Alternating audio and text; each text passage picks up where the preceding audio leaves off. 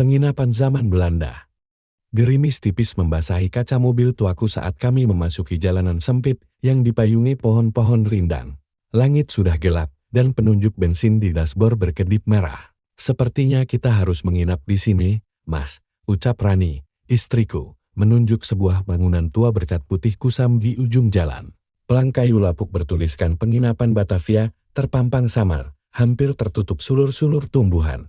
Penginapan itu memang terlihat aneh, seolah terdampar dari masa lalu. Arsitektur kolonialnya masih kental, dengan jendela-jendela tinggi berteralis besi dan pintu kayu jati yang tebal. Tidak ada tanda-tanda kehidupan, tidak ada lampu yang menyala di dalam. Namun, saat kumatikan mesin, sayup-sayup terdengar suara gamelan lirih dari balik pintu. Dengan sedikit ragu, aku melangkah keluar. Udara dingin langsung memeluk, membawa serta aroma tanah basah dan sesuatu yang aneh, seperti bunga melati yang sudah layu. Pintu kayu berderit pelan saat kubuka, menampakkan lobi yang temaram.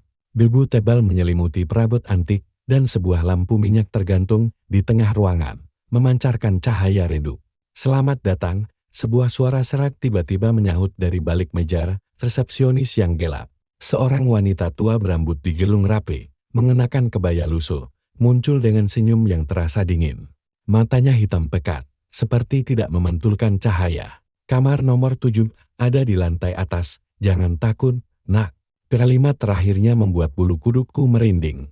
Rani menyikut lenganku, sepertinya ia juga merasakan aura aneh penginapan ini. Tapi mau bagaimana lagi, malam sudah larut dan desa terdekat masih jauh.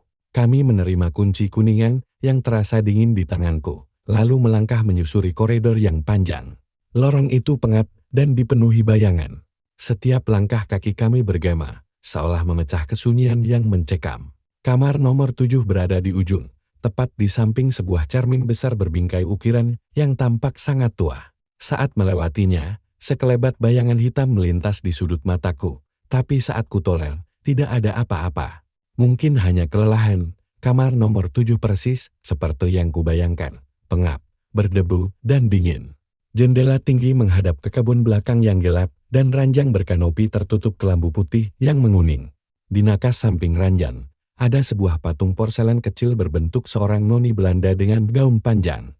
Entah kenapa, mata patung itu seolah mengikutiku. Malam itu, tidurku tidak nyenyak.